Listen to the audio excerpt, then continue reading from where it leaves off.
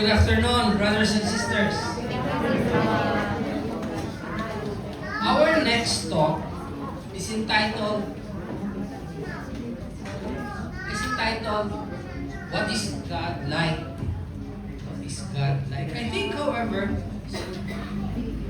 that the first question we need to address is there God o nabagina siya?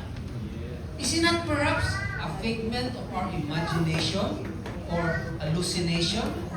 Or maybe some fairy tale handed down to us through the generations. You know, like Santa Claus. Because my God, if we look around as brothers and sisters, if we read the newspapers, listen to news bulletins on the radio, or watch it on TV, what do you see? What do you hear? What do you read? You read about graft and corruption. Kanay kasi tawag nila, ghost flood control projects. Nagkat kayo nila, naay ka itong formally, naay ka ng confidential funds. No? You read about crimes, no? Child trafficking, drugs, murder. Ako ano may gamito nila, basuka naman.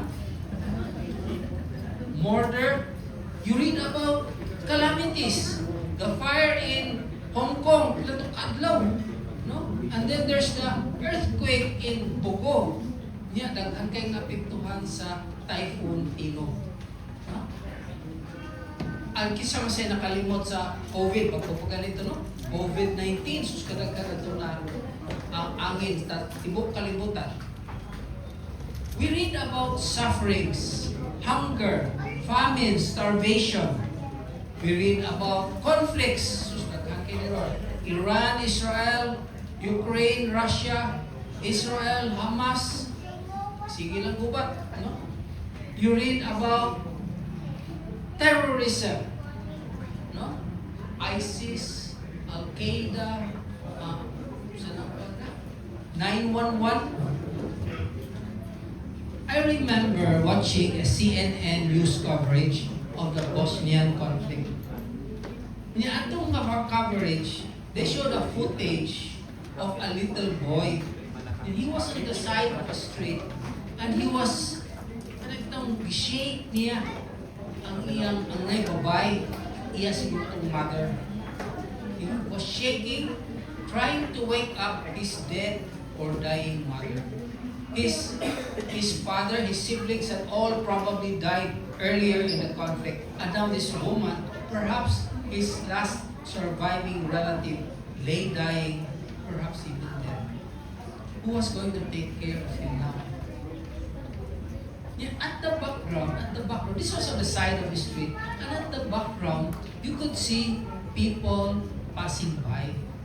The camera was focused on the child and the woman, and so I couldn't tell if those people passing by even bothered to look at the drama that was unfolding before them. Perhaps not. And perhaps because each one of them probably had problems just as grave. And you cannot help it, brothers and sisters. You just cannot help but ask, where is God in all this? I mean, like, where is He? In Psalm number 3, let me read it for you. It says, "Aloud I cried to the Lord, and from His holy hill He answers me." Well, what's the matter, God? Weren't the cries of those passengers on board the plane being crushed into the World Trade Center? Weren't their cries loud enough for you? Or couldn't the moanings or the groanings of those hostages being beheaded by the ISIS, couldn't their moanings reach your holy hill? Just where are you, God? Ay maging ka, God. Are you really there? Is there God at all? Rabbi Kushner, in his best-selling book entitled When Bad Things Happen to Good People, he gives what is, to my mind, the strongest argument for atheism. Rabbi Kushner had a son who died, and in his grief over the loss of his son, he goes deep down into the mystery of death and suffering. And in his deep meditation on the ageless mystery, he comes up with this conclusion.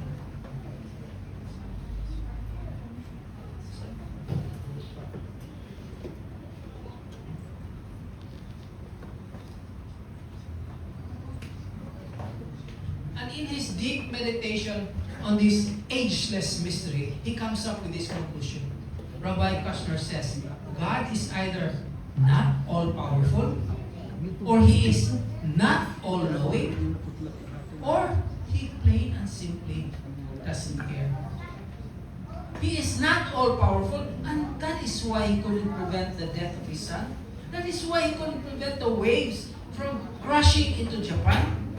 He is powerless to prevent these bad things from happening. He's not all-powerful. Or maybe He is all-powerful. He could have prevented those bad things from happening, except that He didn't know it was happening. He's not all-knowing. He's probably chilling out with some of his friends while Typhoon Odette was destroying so much of the city. He was probably taking a nap while COVID-19 was disturbing that we do in our lives. That is so good. That is so bad. That is so nasty. That's really outstanding. That's so gross. And then at the end of your lives, He sums it all up. Good, 1,376. Bad, 1,210. Yes, you go to heaven. A lot of people think God is a scorer. And that explains why many people just want to keep their good deeds half a shot ahead of their bad deeds. Half shot lang. Half shot lang. Corruption sa parliament, billion. Ang tag mo sa charity, billion sa paana ba? O illegal drugs, billion. Ang tag mo sa orphanage, billion. Ano lang? Ayaw ninyo masubra eh. Wala pa sa muslangit. Wala ba'y pangadji para balik kung wala pa sa muslangit. Magsige na sa mong pangmalikas, peste manin! Balik. A lot of people think God is a scorer. Is He a scorer? Is He? Again, let's set aside that question for a while and go instead to another common misconception.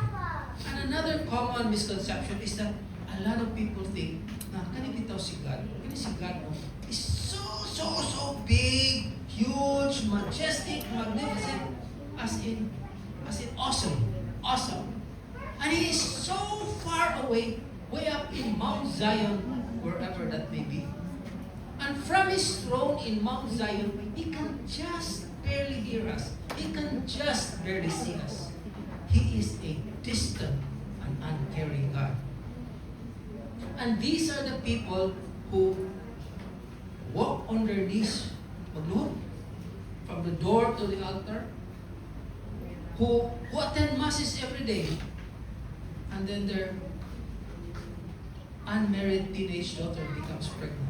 These are the people who are so active in civic organizations, who's a member of so many charitable organizations, and then their teenage son becomes a drug addict. These are the people who help the poor, give to the needy, and then their business goes bangkok. Mura bitaw, wala mong bitaw panubalingan ni God. Wala gyud. Mura tagkidid ma. Kasuway na ba mga brothers and sisters? Kasuway na mga kada bitaw tukay na mga kung pangadji. Unsa naman ni Lord eh? Tukay na akong pangadji ni Lord. Padungon lagi ako niya akong bana Lord. Niagi na mo tayo siya ni ka-chapter eh. Padungon lagi ako. Kaya kasuway mo no? A lot of people think, mga bitaw, layo siya, uncaring. A lot of people think God is a distant and uncaring God. Is He a distant and uncaring God? Let us read from scriptures from the Gospel of St. Luke, chapter 15. This is the parable of the lost sheep. I know you've heard this before, but let me just read it for you anyway. It says, "Who among you, if he has 100 sheep and loses one of them, will not leave the 99 in the wilderness and seek out the lost one until he finds it? And finding it, will he not joyfully carry it home on his shoulders? Then he will call his friends and neighbors together and say, 'Rejoice with me, for I have found my lost sheep.' I tell you, just so, there will be more rejoicing in heaven over one repentant sinner than over 99 upright who do not need to repent." End of reading. Now, what does this parable tell us? What is it talking about? It talks of a shepherd who takes his sheep to pasture. And then one of the sheep starts nibbling at us, and he starts straying further and further away from the herd. And before he knows it, he is lost. What does the shepherd do? He leaves the 99 in the wilderness and goes looking for that one lost sheep. And this is the part I like best. He goes looking for that one lost sheep until he finds it. Until he finds it. Not until afternoon, not until evening, or the next day, or the next week, or the next month, but until he finds it. In other words, the good shepherd never, ever gives up on his sheep. And when he finally finds it, sumiyang ibuhat. Iya bang bugnalan o dos-pulos? Iya bang gilusi ang bukan? Animal ka! Na, sa di karniro, dili animal. No, he does none of these things. What he does instead is he gently and joyfully carries it home in his shoulders. And when he gets home, what does he do? He calls his friends and neighbors together and say, "Rejoice with me, for I have found my lost sheep." And then they slaughter the sheep. Joke or joke or So I ask you again, does that sound like a punishing God? I don't think so. What it does instead is it gives us a glimpse of a most patient Father who never ever tires of going after us, looking for us, no matter how far away we have strayed from Him, to bring us back home where we are safe and sound. Our God is not a punishing God. He's not. Is He then a scorer? Scorer, katubit ang mag-notebook on one hand and pen on the other, keeping tabs of the good and the bad that we do. Is He a scorer? Let us read once more from the Gospel of St. Luke, chapter 15. This is the parable of the prodigal son. Again, I know you've heard this before, but let me just read it for you anyway. It says, "There was a man with 2 sons. The younger said to the father, 'Give me my share of the estate.' So the father divided his property between his 2 sons. Some days later, the younger son gathered all his belongings and started off for a distant land where he squandered his wealth in loose living. Loose living. I want you to remember that. We will take that up again a little while later. Having spent everything, he was hard-pressed when a severe famine broke out in that land. So he hired himself out to a well-to-do citizen of that place and was sent to work on a pig farm. So famished was he that he longed to fill his stomach even with pig's food, but no one offered him anything. Finally, coming to his senses, he said, 'How many of my father's hired men have food to spare, and here I am, starving to death. I will go back to my father and say to him, Father, I have sinned against God and before you. I no longer deserve to be called your son. Treat me then as one of your hired servants.' With that thought in mind, he set off for his father's house. He was still a long way off when his father caught sight of him. His father was so deeply moved with compassion that he ran out to meet him, threw his arms around his neck, and kissed him. The son said, 'Father, I have sinned against God and before you. I no longer deserve to be called your son.' But the father turned to his servants, 'Quick, bring out the finest robe and put it on him. Put a ring on his finger and sandals on his feet. Take the fattened calf and kill it.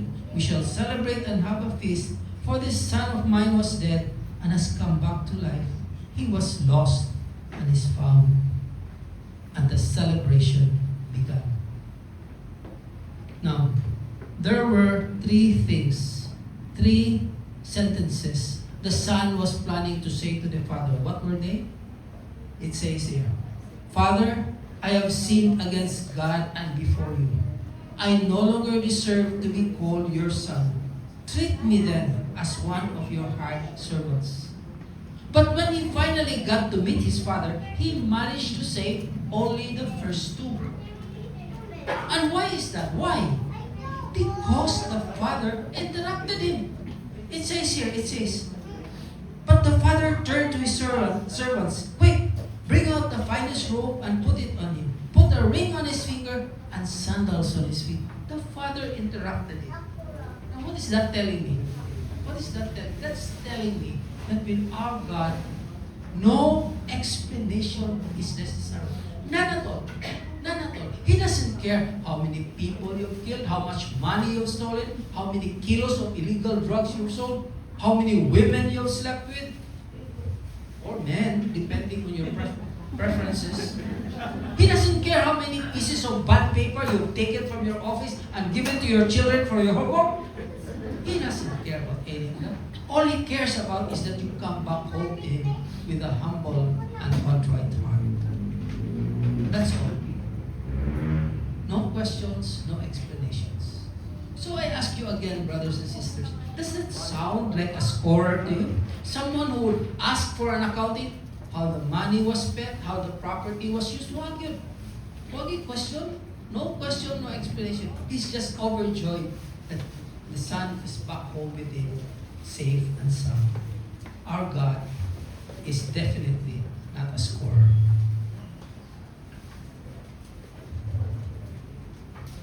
Is he then a big, huge, majestic, awesome God? And so far away, is he a distant and uncaring God? Let us continue reading from the Gospel of St. Luke. This is the second part of the parable of the prodigal son. And it says, meanwhile, the elder son who had been working in the fields was now on his way home. As he neared the house, he heard the sound of music and dancing. He called one of the servants and asked what it was all about. The servant answered, your brother has come home safe and sound, and your father is so happy about it that he has ordered this celebration and killed the fattened calf. The elder son became angry and refused to go in. The father came out and pleaded with him. The indignant son said, look, I have slaved for you all these years, all. Never have I disobeyed your orders, yet you have never given me even a young goat to celebrate with my friends. Then when this son of yours returns after squandering your property with loose women, you kill the fattened calf for him. The father said, my son, you are always with me, and everything I have is yours. But this brother of yours was dead and has come back to life. He was lost and is found, and for that we have to celebrate and rejoice. End of reading. Now, also going to be sulti sa first part of the parable. How did the younger son squander his father's property? It says here, some days later, the younger son gathered all his belongings and started out for a distant land where he squandered his wealth in loose living. Loose living. That's what it says there. Loose living. Now, what do you understand by the term loose living? It can mean gambling, alcohol, drugs, some monkey business. It's generic. It can mean a whole lot of things. But why was the elder son so specific? It says here, and when this son of yours returns after squandering your property with loose women. Loose women, kibaw siya. How could he have known? Huh? Remember that it also says in the parable, it says, all these years I have slaved for you. All, meaning like he was in the field all the time, living in only perhaps to eat, to sleep, to rest. In other words, he was never away for an extended period. So how could he have known that it was all loose women that his younger brother had squandered his father's property? How? I would like to believe that the reason sana to? Kitawang 10 minutes. I would like to believe that the reason the son knew was because the father told him. The father told him. Which brings us to the next question. How did the father know?